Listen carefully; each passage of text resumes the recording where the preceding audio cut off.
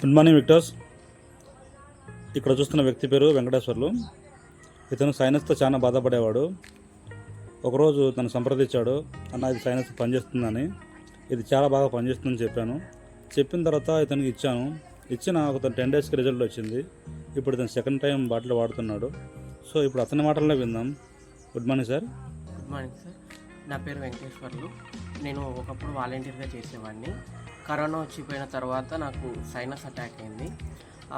దానివల్ల నేను ఎన్నో మాత్రలు వాడినాను, ఎన్నో హాస్పిటల్లో తిరిగినాను. తర్వాత మీ దగ్గరకు వచ్చి మీ స్టేటస్ చూసి ఇది అడిగినాను, ప్రోడక్ట్ పనిచేస్తుందా అని.